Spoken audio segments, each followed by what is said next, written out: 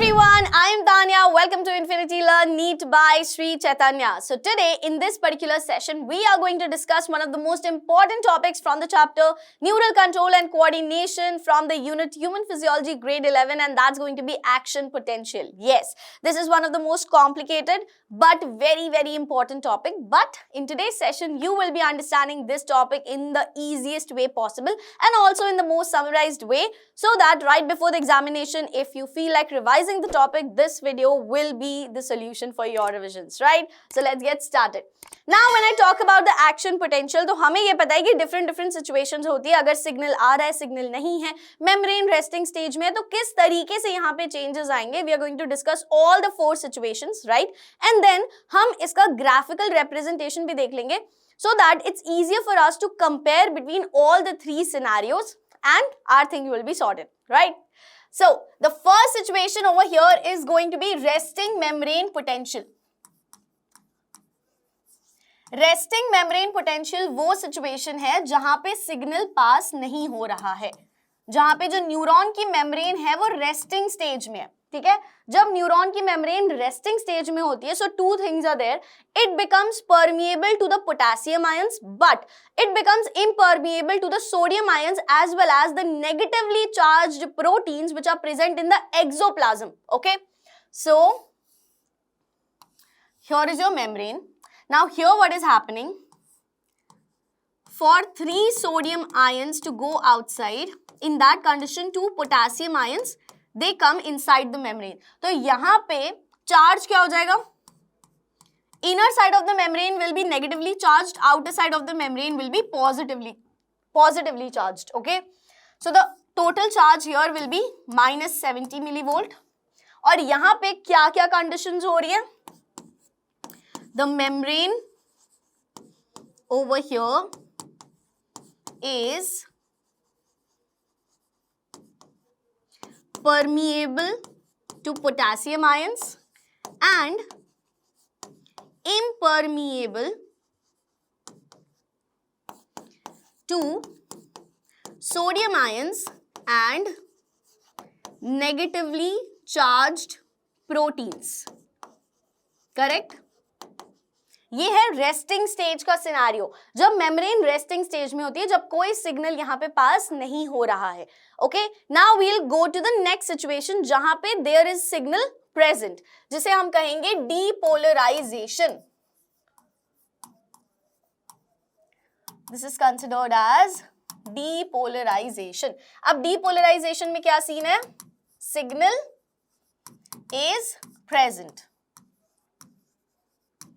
अब जैसे ही सिग्नल प्रेजेंट होता है, so the membrane becomes permeable for the sodium ions. So now the influx of the sodium ion is happening from extracellular fluid to the intracellular fluid. Okay, सो ये रही आपकी membrane, ये आपके sodium के voltage gated channels जो हैं वो खुल गए, जिस वजह से sodium is now coming inside. So now inner side of the membrane is positively charged and outer side of the membrane is negatively charged. Okay, so the membrane automatically became polarized over here. So the charge over the membrane in this situation will be plus 34 millivolt. ठीक है, अब यहाँ पे क्या क्या conditions हुई हैं? यहाँ पे there is influx of sodium ions happening from ECF, which is extracellular fluid, to ICF, which is intracellular fluid. बाहर से अंदर की तरफ आ रहा है sodium. Now, whenever the sodium voltage gated channels are open, यहाँ पे इनकी खासियत ये होती है कि the sodium will pass very quickly, but for a short duration of time. Okay, so यहाँ पे जो हमारे सोडियम के voltage gated channels हैं, it will travel faster but for short duration. ठीक है, so this is your second scenario which is considered as depolarization. अब हम third situation पे आते हैं which is considered as repolarization. इसे हम क्या कहेंगे? Repolarization. अब repolarization में क्या हुआ? कि वापस जो सोडियम के वोल्टेड गेटेड चैनल्स हैं वो हो गए क्लोज और पोटेशियम के वोल्टेड गेटेड चैनल्स यहाँ पे ओपन हो गए, ठीक है, which means now the efflux of the potassium ion is happening from intracellular fluid to extracellular fluid, ठीक है जी। सो यहाँ पे ये हो गया क्लोज, सोडियम के वोल्टेड गेटेड चैनल्स हो गए क्लोज और पोटेशियम के वोल्टेड गेटेड चैनल्स हो गए ऑन, ओपन हो गए ये।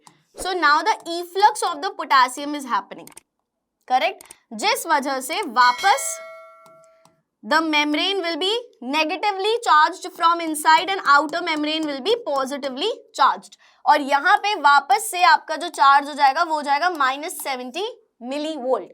सो here what exactly is happening, efflux of potassium ion from intracellular fluid to extracellular fluid, ठीक है। नाउ जिस तरीके से सोडियम के जो वोल्टेड गेटेड चैनल्स जब ओपन होते हैं they travel faster but for a short duration of time, लेकिन जब हम पोटेशियम के वोल्टेड गेटेड चैनल्स को ओपन करते हैं they travel slowly but for a longer duration of time, okay.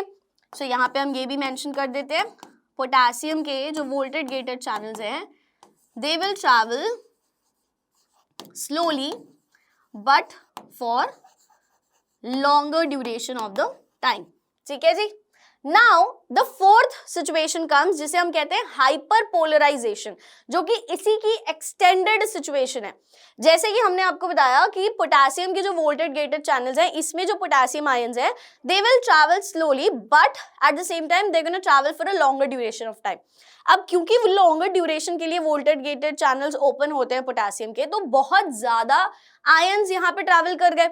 जब बहुत ज्यादा पोटेशियम आयंस का इफ्लक्स हो गया तो inner membrane became more negatively charged and outer membrane became more positively charged, जिस वजह से जो चार्ज है वो -70 से और गिर के -90 मिलीवोल्ट हो जाता है, and that is why we call this situation as hyperpolarization, okay.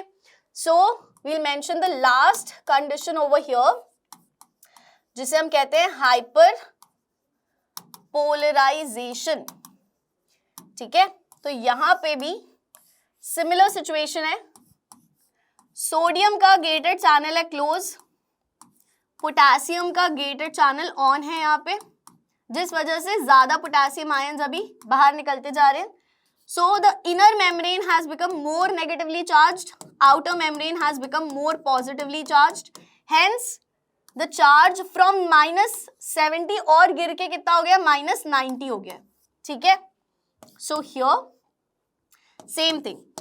Potassium का voltage gated channel slowly travel कर रहा है बट लॉन्गर ड्यूरेशन के लिए खुला हुआ है। Hence, this has become hyperpolarized जो मेम्ब्रेन है। So these were the four situations action potential की जो हम डिस्कस करते हैं, resting membrane potential, depolarization, repolarization and ultimately hyperpolarization, ठीक है। अब इसको बहुत ही easily समराइज करने के लिए हम इसका एक ग्राफिकल रिप्रेजेंटेशन बनाते हैं, जिसकी वजह से वो ग्राफिकल रिप्रेजेंटेशन और ज्यादा इजी कर देगा इस टॉपिक को समझने के लिए, ठीक है। सो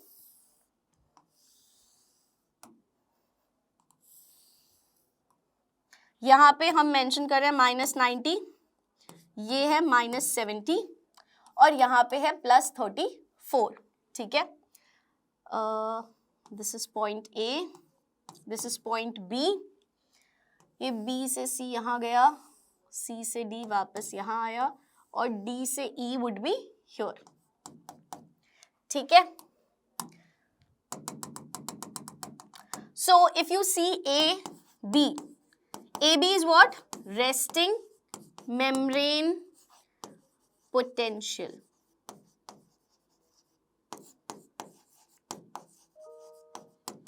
जहां पे आपका चार्ज कितना है, -70 मिलीवोल्ट है, ठीक है।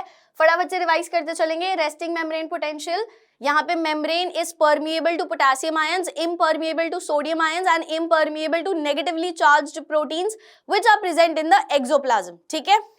नाउ BC, मैंने सी नहीं लिखा क्या, ये सी पॉइंट है। BC एकदम फास्टली ट्रैवल करता है यहाँ पे, ठीक है। This is the condition of depolarization, जहां पे सिग्नल प्रेजेंट है। डीपोलराइजेशन में चार्ज कितना है, +34 मिलीवोल्ट। डीपोलराइजेशन में क्या हो रहा है, membrane is now permeable to the sodium ions, तो सोडियम आयन के वोल्टेज गेटेड चैनल हो गए ओपन। जब कभी भी सोडियम के गेटेड चैनल्स ओपन होते हैं, so the sodium ions will travel fastly but for a shorter duration of time, ठीक है। तो ये हो गया हमारा सेकेंड सिचुएशन। थर्ड है CD, है ना। CD क्या रिप्रेजेंट कर रहा है, इट रिप्रेजेंट्स रीपोलराइजेशन। चार्ज कितना हो गया वापस से, -70 मिलीवोल्ट। रीपोलराइजेशन में क्या हुआ, सोडियम गेटेड चैनल्स हो गए क्लोज, पोटेशियम के वोल्टेज गेटेड चैनल्स हो गए ओपन, तो influx of the potassium ion is happening. And as I mentioned कि पोटेशियम के जो गेटेड चैनल्स है, यहाँ पे the potassium will travel slowly but for a longer duration of time, ठीक है जी। नाउ इसी का एक्सटेंडेड वर्जन है तुम्हारा यहाँ पे DE, which is known as hyperpolarization. Hyperpolarization, charge कितना हो गया, -90 मिलीवोल्ट हो गया, ठीक है। क्योंकि पोटेशियम के जो गेटेड चैनल्स है वो ज्यादा टाइम के लिए खुले रहे, तो more potassium ions are going to travel from intracellular fluid to the extracellular fluid, तो जो आपकी मेम्ब्रेन है वो हाइपर पोलराइज्ड हो गई, इसलिए -70 से चार्ज गिर के और कितना आ जाता है, -90 मिलीवोल्ट हो जाता है। That is why we call this situation as hyperpolarization, correct? So this was the summarized version of your action potential. Now, before I wrap up the session, I wanted to remind you about the All India Test Series pack, where you get all these amazing features, and you can get this in just ₹2,999 only if you apply the coupon code, which is YouTube50 off. Okay, so the link is mentioned in the description. Do check it out, apply the coupon code and get the pack, right? Now, if you found this video helpful in any way, please do not forget to hit the like button. Also, if you haven't subscribed to the channel yet, do it right away, press the bell icon so that you do not miss any upcoming notifications on your feed. Thank you.